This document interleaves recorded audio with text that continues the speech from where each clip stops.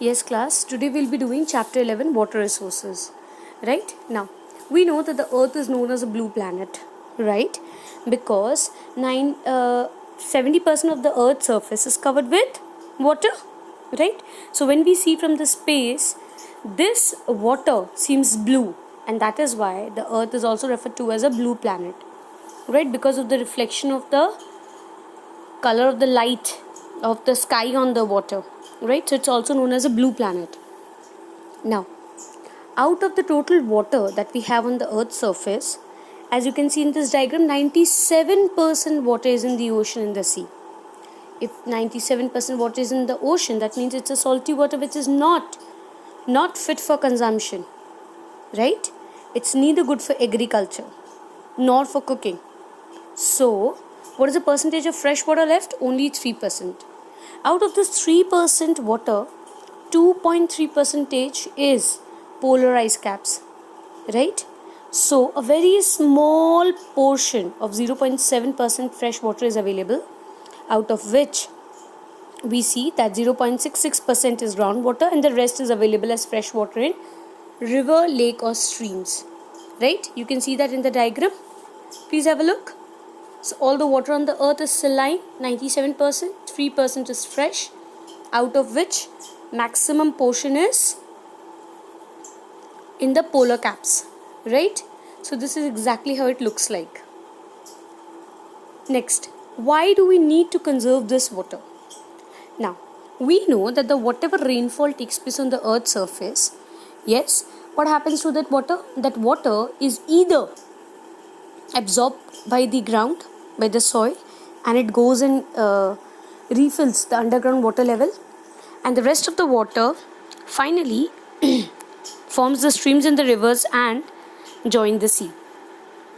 So with this water that we have available on the earth's surface is not sufficient. What do we need to do? We need to conserve. Now, why do we need to conserve?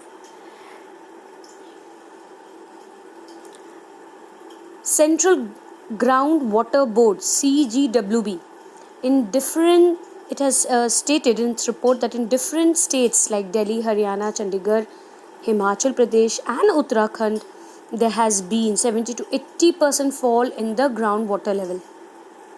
So we need to conserve. Now, the reason, overexploitation of underground water. That is exactly what is happening.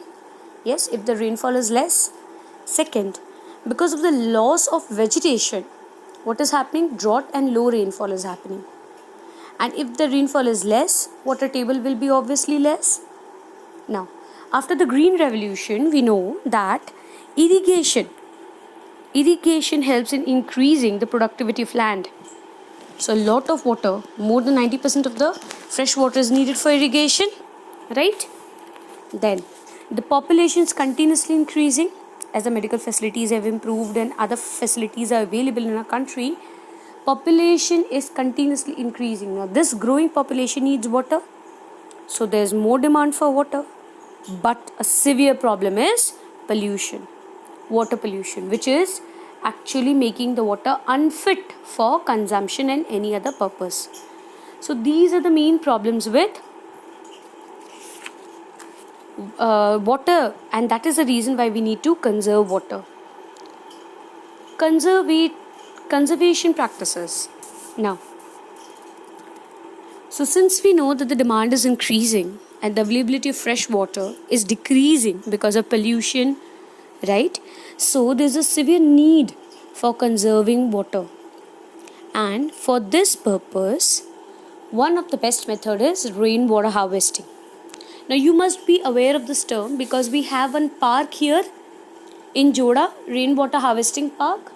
Yes, you must have seen it is located just below the hill kind of a structure of the factory. So what happens? The water gets collected there, and near around they have made it a greenery and a good park, right? So this rainwater harvesting, what is it? Collecting and storing rainwater. Now why are we collecting this water? We are collecting this water so that the water can be utilized, right? Otherwise, after the rainfall, this water will go waste. Understood? So it is important to harvest rainwater. Now there are many techniques for it. We'll just learn about it.